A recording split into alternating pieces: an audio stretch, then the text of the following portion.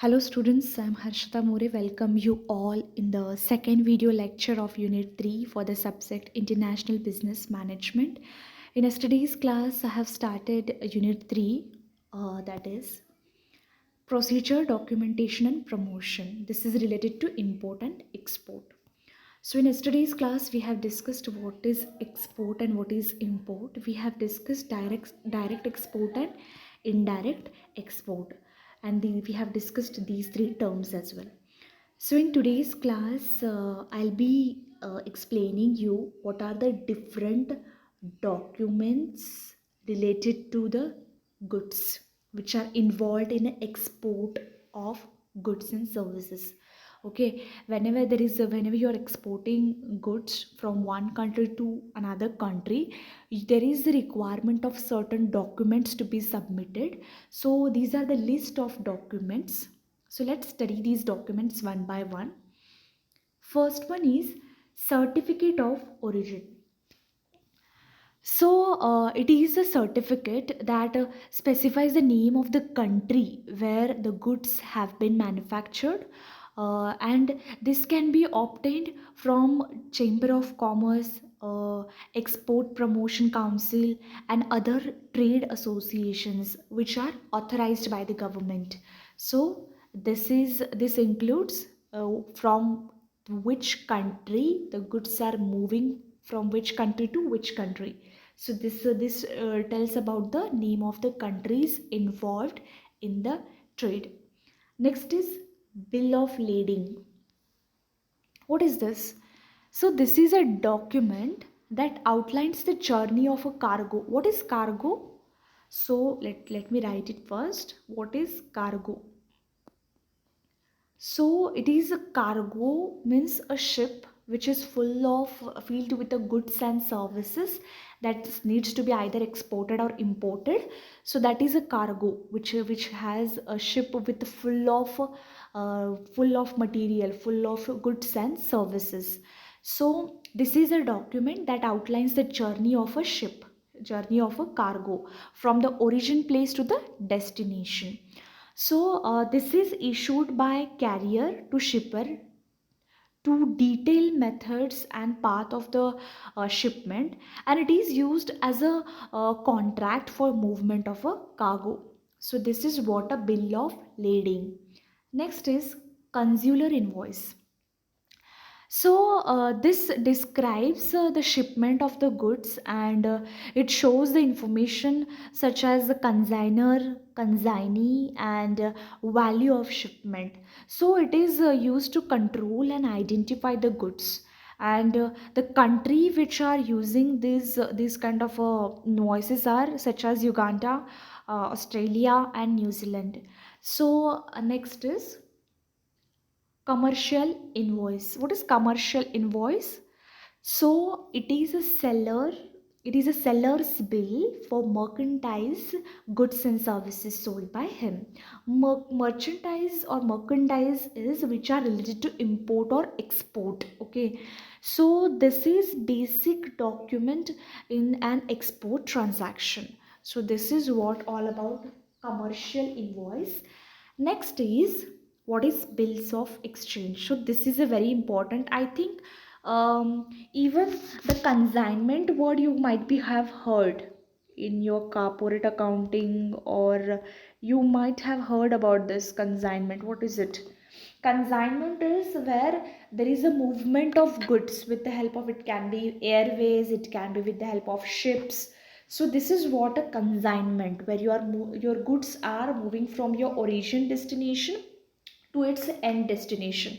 Okay, so they are moving from one place to another place, and that movement is called movement of the goods and services, said to be as a consignment. So now next is we have bills of exchange. What is bills of exchange? This is a very important term, please try to understand. So according to first I would like to just briefly tell what is this definition is, and then I'll explain you with example.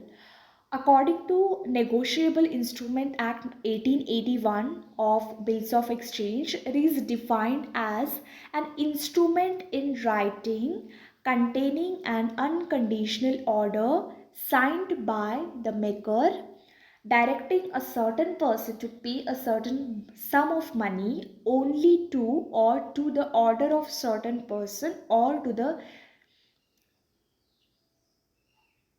bearer of the instrument. Okay, bearer, sorry, it is bearer. So this is what a definition is. So you just try to understand what does it actually means. Suppose bills of exchange is see, bills of exchange is where it is a document. So I'll just try to just draw that document. This bills of exchange is a document. Suppose you are doing a you are person A and you are doing transaction with person B, and you are A, so you are purchasing goods worth rupees 10,000. Okay, you're purchasing goods rupees worth 10,000 from B, and you are telling that person that you are purchasing that goods on a credit basis. Okay, so that amount will become as here 10,000. Okay, and here it will be the address. Here it will include the date 13/7/21. Here it will include a matter saying that after 2 months Mr. A will pay the money to Mr. B, or it can be sometimes written by Mr. B that Mr. A, please pay my money after 2 months. That is, they even specified the correct date on which Mr. A have to make the payment. So it is in the return format. Here there will be a stamp, and here there will be a sign of payer who is gonna pay the money, that is Mr. A's sign will be here, and here will be the sign of Mr. B, that is person who is gonna receive money. So this is what a bills of exchange. Next is, what is letter of credit? Letter of credit, in this a third party gets involved, and they start giving assurance that the buyer of the goods and services will definitely make the payment, and in case that buyer fails, then that third party should have to pay that amount. Letter of credit, I'll give one more example. So here Mr. A and Mr. B, so these both are doing transactions worth rupees, let's say 20,000. So they are doing a transaction of rupees 20,000. A is purchasing goods worth rupees 20,000 from B. Okay, so this is a transaction, but it is on a credit basis. Okay, A is not paying money to B quickly, it is after some time. So bank is a third person in that. So what bank will do, it can be any bank which can be described by the Mr. A. So that bank, what bank will do, bank will give assurance to B that Mr. A will definitely pay your 20,000 after 2 weeks or after 1 month. So this kind of assurance is given by bank. And in case if Mr. A fails to pay that 20,000 rupees to Mr. B in due to some reason, then bank will pay that 20,000 on behalf of Mr. A. So this is what a letter of credit.